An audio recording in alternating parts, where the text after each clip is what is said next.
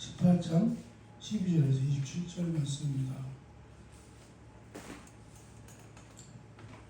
뒤에 소리가 잘 맞나? 예, 제가 먼저 봉독합니다. 예, 좀 길긴 해요, 오늘 말씀이. 이에 군대와 총부장과 유대인의 아랫사람들이 예수를 잡아 결박하여 먼저 안나스에게 불거하니 안나스는 교회의 사장인 가야바입니다. 가야바는 유대인들에게 한 사람이 백성을 위하여 죽는 것이 유익하다고 권고하던 자로라.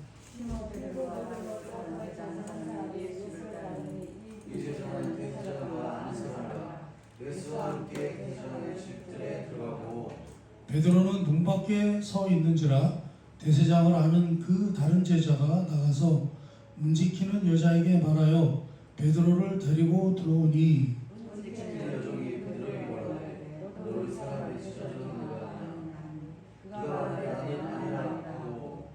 그때가 추운므로 총과 아랫사람들이 불을 피우고 서서 쬐니 베드로도 함께 서서 쬐더라.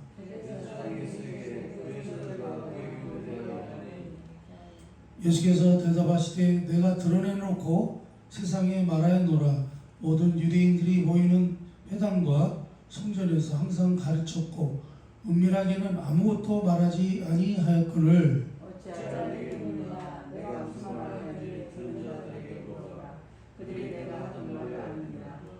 이 말씀을 하시매 곁에 섰던 아랫사람 하나가 손으로 예수를 쳐 이르되 내가 대제장에게 이같이 대답하느냐 하니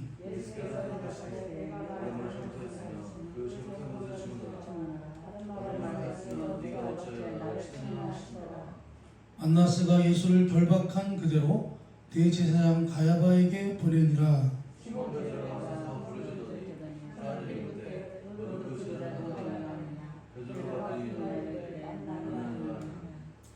대제사장의 종 하나는 베드로에게 귀를 잘린 사람의 친척이라. 이르되 내가 그 사람과 함께 동산에 있는 것을 내가 보지 아니하였느냐. 아멘. 오늘 내용은 이제 예수님이 잡혀서 십자가 달리기 전에 잡혀서 끌려가시는 그리고 이제 신문을 받으시는 그런 장면인데요. 그 와중에 이름이 계속 대두되는 사람이 있죠. 누구죠? 베드로. 베드로가 지금 계속 나오죠.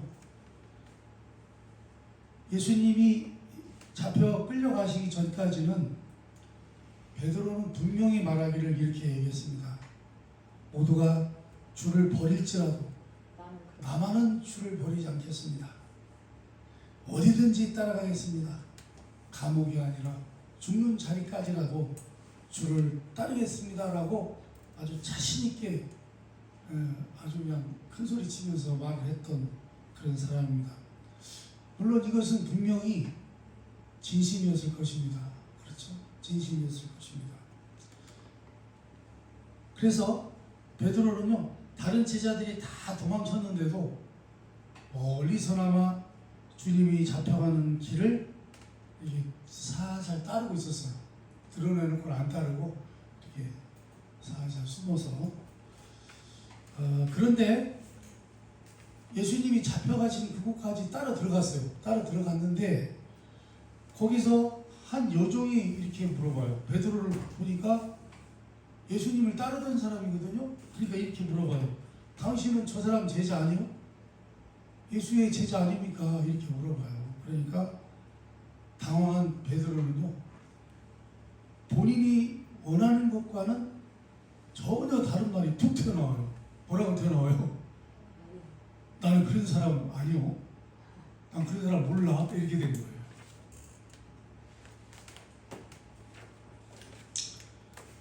오늘 우리가 읽은 바에 대로 3번을 부인하죠. 우리 예수님은 3번을 부인해요.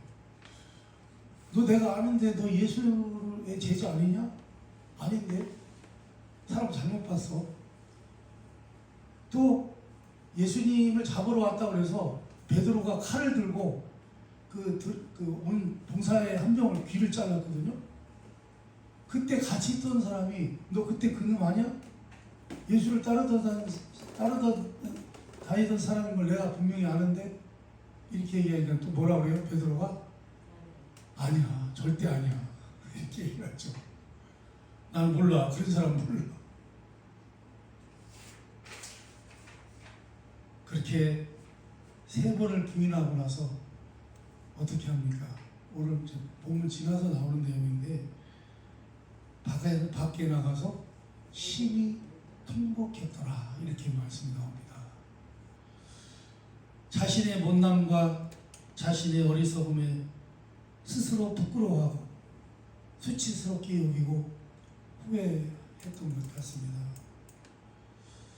자, 그런데 이렇게 예수님을 부인했던 베드로와는 달리 이제 사도행전에 우리가 지난주에도 살펴봤습니다만 사도행전에 나오는 베드로하고 이렇게 비교를 해보면요 완전히 달라져 있어요. 사도행전에서는요 예수님의 이름을 증거하다가 붙잡히죠. 붙잡히고 예수님의 이름을 전한다고 두들겨 맞아요. 두들겨 맞습니다. 이렇게 예수님을 부인하던 그가 이제 예수님의 이름을 전하다가 붙잡혀서 두들겨 맞고 능욕을 당합니다. 그리고 그로 인해서 자기가 예수 이름을 전하다가 능욕당한 것에 대해서 굉장히 기뻐해요. 그렇죠?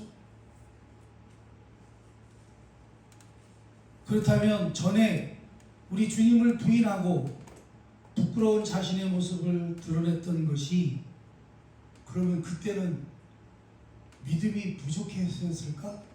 이렇게 물어볼 수 있겠죠. 그리고 이제 그 믿음이 성장해서 매맞고도 기뻐할 수 있게 된 것인가? 그런 이제 의문이 생길 수가 있겠죠. 그러나 여러분 성경은요 그것 때문이 아니라는 거예요. 그것 때문이 아니라요 자기 열심과 자기 결단으로는 결코 안 된다는 것을 요한복음에서는요 그 초점을 맞춰서 이야기하고 있는 것입니다. 결국은 누가 주인이 되느냐의 싸움이라는 거예요. 인간은요 아무리 자기가 원한다고 해도 원하는 대로 다 되는 게 아니라는 거예요. 로마서 7장 18절입니다. 18절 한번 읽어봅니다. 시작. 내게 있으나 선을 행하는 것은 없노라. 아멘. 우리네 인간은요 선한 것이 주인이 아니라 악한 것이 주인이라는 거예요. 우리가 선한 것을 하고자 하는 결심과 마음은 언제든지 얼마든지 가질 수 있지만 그리고 선한 것을 하고자 원할 수도 있지만 그러나 실제는 어떻게 해요? 그 결과는 뭘로 나타나요? 악한 짓만 하게 된다는 거예요. 인간은요 지가 아무리 착한 척하고 선한 일을 하고 어쩌고 하려고 해도 결국은 뭐만 해요? 악한 짓만 한다는 거예요. 7장 19절입니다. 한번 읽어봅니다. 시작. 내가 원하는 바 선택하지 아니하고 도리어 원하지 않는 바 아멘. 여러분 이렇게요. 내가 원하는 것을 하지 못한다는 거예요. 왜요? 죄악이 나의 주인이기 때문에 그렇습니다. 그렇죠? 내 주인이 알고 봤더니 누구요? 죄와 악이 내 주인이더라는 거예요. 여러분 노예가 자기 좋아하는 것을 할 수 있습니까? 못합니다. 주인이 시키는 것을 할 뿐입니다. 이렇게 인간은요 죄의 노예인 것입니다. 로마서 20장입니다. 7장 20절, 7장 20절 또 읽어봅니다. 시작. 만일 내가 원하지 않는 것을 하면 이를 하는 자는 내가 아니요 내 속에 거하는 죄인이라. 그렇습니다. 내가 원하지 아니한 그것을 하면 이를 행하는 자는 내가 아니요 내 속에 거하는 죄인이라.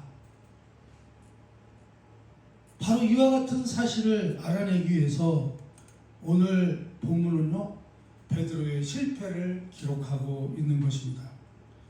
베드로가요 주님을 사모하여 주를 좋아하며 의리를 지킬 마음이 있었어요. 그 마음은 진심이었어요. 예수님을 잡으러 온 자들로 인해 다른 제자들은 다 놀라서 허둥지둥하고 있을 때 베드로만은 칼을 뽑아서 예수님을 잡으러 온 그 병정들을 향해서 칼을 휘둘렀습니다. 다 도망갔지만 베드로는요 덜덜덜 떨면서도 끝까지 따라 나선 의리의 사나이였습니다. 그렇죠? 그런데요 결정적인 순간에 우리 예수님을 저주하고 부인합니다.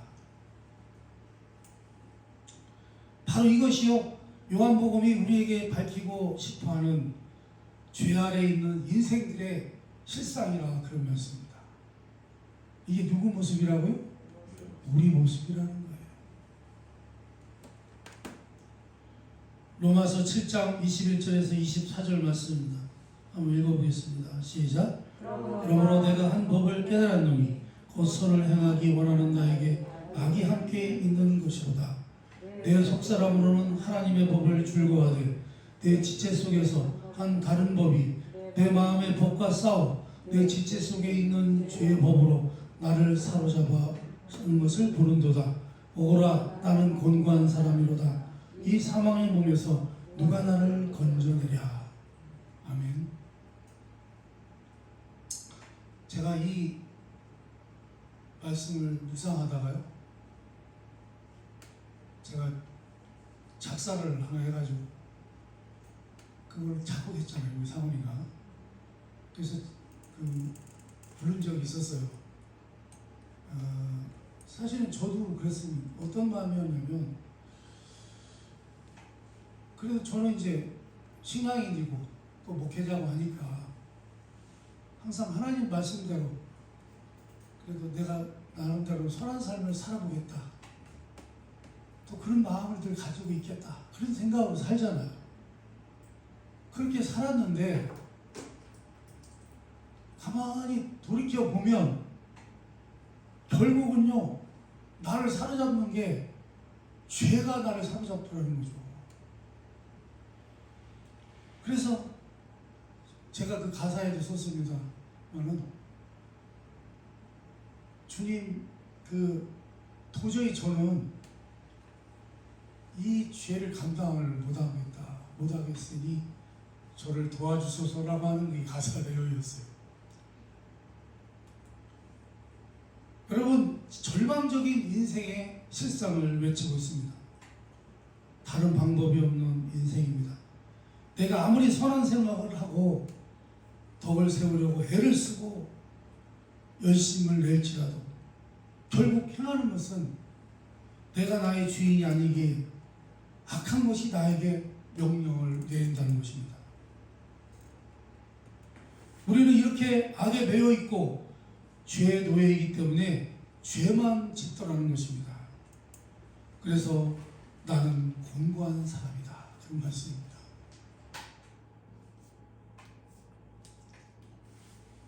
그러니 베드로가요 할 수 있었던 것은요 통곡하는 일밖에는 할 것이 없었다. 그런 말씀입니다. 결국 나의 죄와 악한 것에 지배를 받고 있어서 악한 일을 할 수밖에 없고 죄를 지을 수밖에 없는 죄의 굴레를 벗어날 수 없는 자라. 그런 말씀입니다. 그래서 오호라 나는 곤고한 사람이로라 라고 했던 것입니다. 자, 여기까지만 얘기하면 참 불행하죠. 그렇죠. 인생이라는 실상이 참 뭐랄까요, 희망이 없어요. 소망이 없는데, 그러나 감사하게도 뭐예요? 예수 그리스도로 말미암아 하나님께서 이 문제를 해결해 주셨다고 말씀합니다. 로마서 8장 1절에서 2절 말씀입니다. 읽어봅니다. 시작. 그러므로 이제 그리스도 예수 안에 있는 자에게는 결코 존재하지 않는다니 이는 그리스도 예수 안에 생명이 성경이고 죄와 사망의 법에서 너를 해방하였으리라. 아멘. 우리 인간이 이렇게 된 데는 이유가 있죠.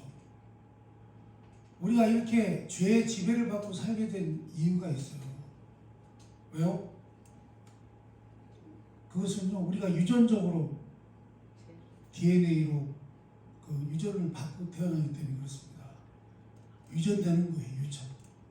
우리가 죄를 유전을 받는 거죠.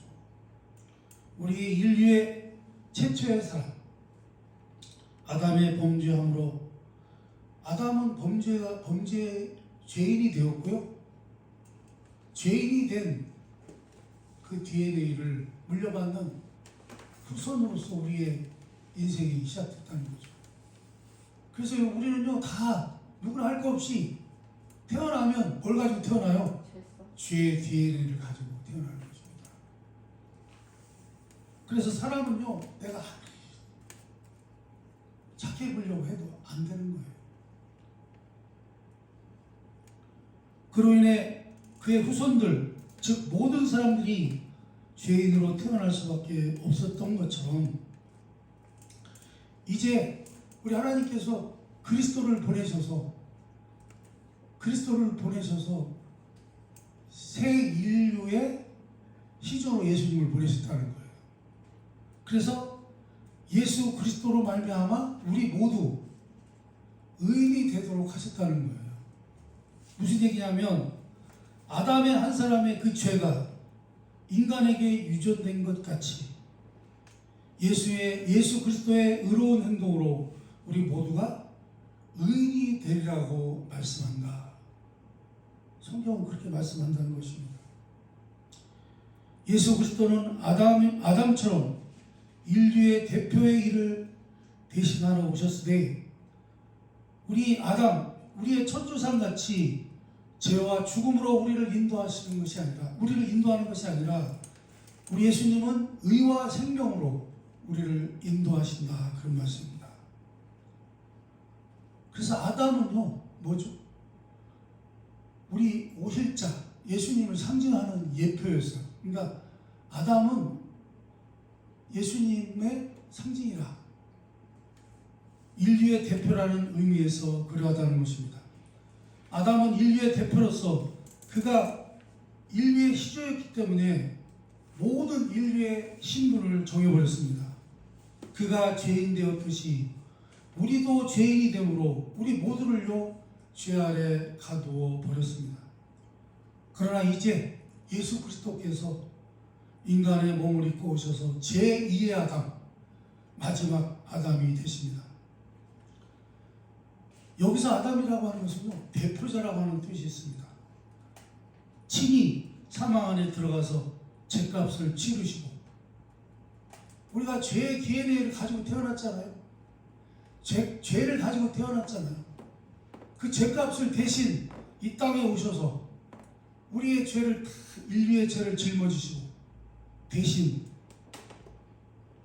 갚아주셔서 그 모든 죄를 짊어지시고 가심으로 우리 하나님의 진노를 받아내셨습니다. 그리고 부활하셨습니다. 하나님께서 인류에게 내리실 죄를 다 우리 예수님께 벌을 내리신 거라는 거예요. 죄에 대한 일을 끝내셨습니다. 죄 때문에 다 죄와 죽음 가운데서 살 수밖에 없었던 우리의 운명을 바꿔놓으셨다. 그런 말씀입니다. 그리고 예수님은 부활하사 이제 제2의 아담, 새로운 인류의 시조로 서시게 됐다. 그런 말씀입니다. 그래서 비로소 우리를 하나님의 자녀라는 이름을 허락하시는 것입니다. 예수님을요, 그런 의미에서 받아들이라는 것입니다. 성경이 그렇게 말을 한다. 그 얘기예요. 아담으로 말미암아 그 후손들이 죄를 짓지 않았어도 죄인이 된 것처럼 이제 예수 그리스도로 말미암아 그 후손이 정당하게 살지 못해도 의인이 된다는 것입니다. 이것이 여러분 성경이 말씀하는 복음인 것을 알게 되시기를 바랍니다.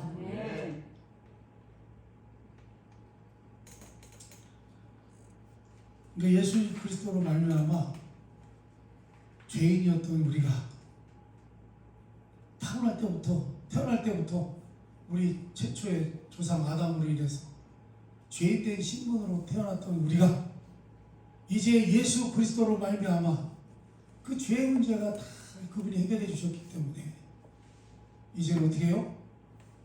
거꾸로 이제는 우리가 정당하게 살지를 못해도 의인으로서 살 수 있게 됐다는 것입니다. 그러나 여러분, 우리는요 여전히 죄악에 물들어 있기 때문에 죄를 짓는 것에 익숙하고 재미있어 보이고, 여러분 사실은 우리는요 예수 믿는 것이 재미가 없어 보인다 그런 말씀입니다. 그렇죠? 세상에서 사는 게 재밌어요. 죄 짓고 사는 게 재밌습니다. 여러분, 그래서 무슨 말씀이냐면요, 예수 믿는 맛을 모르면 예수 믿는 것 같이 재미없는 것도 없습니다, 여러분. 그래서 여러분, 딴 생각을 하는 것입니다. 원래가 인생이란 이렇게 한심하기 짝이 없는 것입니다. 그러나 하나님께서는 그냥 내버려 두시지 않습니다. 꽉 붙잡으시고 놓으시지 않고 이끌어 가시는 것입니다. 로마서 9장 14절에서 16절 말씀입니다. 한번 읽어봅니다. 또 시작. 그런즉 우리가 무슨 말하여 하나님께 부여하며 열성하라. 모세에게 이르시되 내가 긍휼히 여길 자를 긍휼히 여기고 불쌍히 여길 자를 불쌍히 여기리라 하셨으니 그런즉 원하는 자로 말미암음도 아니요 다른 박질하는 자로 말미암음도 아니요 오직 긍휼히 여기시는 하나님으로 말미암음이니라. 아멘. 쉽게 말해서 뭐예요? 내가 회개했기 때문에, 내가 죄인 되었던 것을 회개하고 통곡하며 울었기 때문에, 내가 뭔가 잘했기 때문에 구원을 받은 게 아니라는 거예요. 내가 믿어서 구원을 얻은 것도 아니고, 처음에 과거에는요 그렇게 목사님들이 그렇게 가르쳤어요. 그래서 어떤 목사님들은 부흥회 같은 데 가면 이렇게 시켰어요. 믿습니다, 믿습니다, 믿습니다, 이렇게 하라고 시켰어요. 누구를? 예수님을 믿습니다, 이렇게 하라고 시켰어요. 여러분, 그런다고 믿어지는 건가요? 여러분, 그럼 믿어줘요?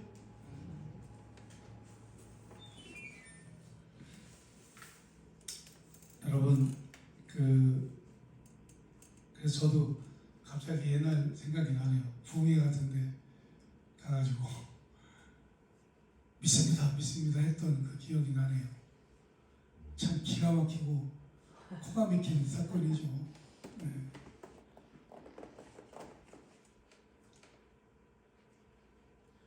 여러분, 우리가 구원을 얻은 것은요, 하나님께서 나를 불쌍히 여기사 나를 하나님의 자녀로 부르셨기 때문이라는 거예요. 우리가 구원받은 것은 무엇 때문이라고요? 하나님이요, 나와 여러분을 불쌍히 여기신 거, 그 이유 딱 하나예요.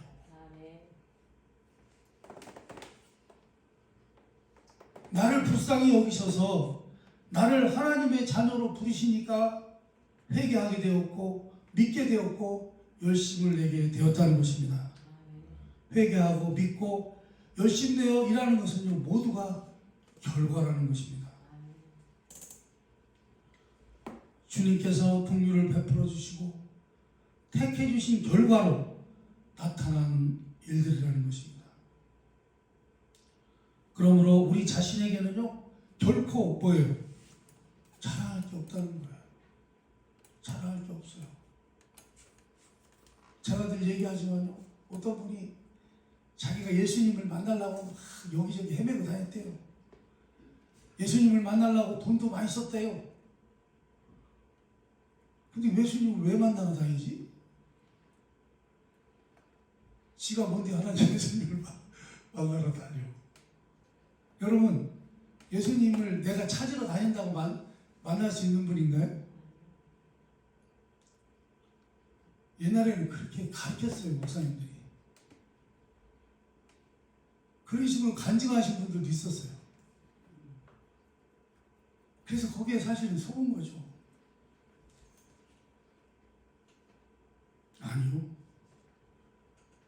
우리가 한 것은 아무것도 없어요. 그분이 그냥 우리를 불쌍히 여겨서 택해 주신 것 뿐이에요. 우리를 구원해 주신 것 뿐이에요. 그래서 예수 믿으면 구원받는다. 예수 믿으면 구원받는다는 말을요, 그거를 어떤 사람들은 잘못해서 그래요. 내가 예수를 믿어서 구원을 받았다 이렇게 생각을 해요. 그래서 제가 그게 아니라고 설명을 드린 적이 있어요. 믿음에는 두 가지가 있어요. 우리가 구원을 얻게 된 믿음은 그런 믿음이 아니고요, 은혜에 가까운 믿음이에요. 은혜, 거저 주시는 선물로 우리가 구원을 받게 됐다는 거예요. 하나님께서 우리가 예수를 믿게 하셨다는 거죠. 우리가 예수님을 믿을 수 있도록 은혜를 보여주셨다는 거예요. 알게 하셨다는 거예요. 하나님을 알게 하셨다는 거예요. 그가 보내신 자 예수님을 알게 하셨다는 거예요. 그래서 내가 예수님을 믿게 됨으로 구원을 얻었다는 거예요. 제가 늘 얘기하지만 여러분, 죽은 놈한테 아무리 복음을 전한다고 죽은 놈이 알아듣습니까? 우리 인생은요, 원래 죄 때문에 다 영적으로 죽은 자였습니다. 여러분, 아무리요 영적으로 생명의 말씀을 전해도요, 죽어있는 놈은 못 알아들어요. 그래서 인생은요, 우리 주님을 지 스스로가 믿을 수가 없어요. 하나님의 은혜로 믿게 되는 것이고요. 믿은 다음부터 이제는 우리가 지금 얘기하는 그런 믿음들이 적용이 되는 것입니다.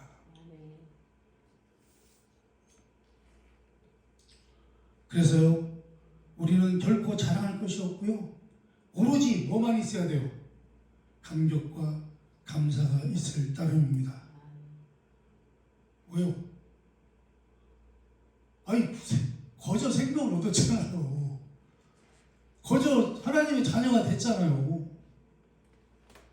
우리는 하는 짓이 다 지금 살펴본 것처럼 인간이라는 게 다 한심한 족속인데도 불구하고 우리 하나님께서 우리를 불쌍히 여기셨잖아요. 그래서 우리가 하나님의 자녀가 됐잖아요.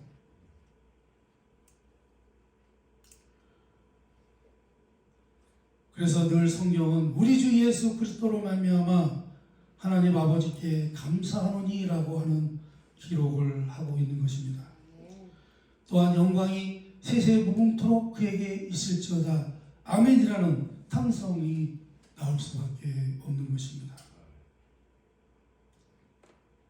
그러기에 이제 여러분들을요, 흔들 자가 없습니다. 생명과 성령의 법이 우리를 주장하고 있지 사망과 죄가 우리를 주장하고 있지 않기 때문입니다. 이제는 하나님의 은혜로 예수 믿어서 하나님의 자녀가 된 자들은요, 누가 우리를 누가 주장해요? 우리가 죄에 노예 있을 때처럼 사망과 죄가 우리를 주장하는 것이 아니라 이제는 예수 그리스도를 믿기 때문에 우리가 산자가 됐잖아요. 이제는 생명과 성령의 법이 우리를 주장한다, 그런 말씀입니다.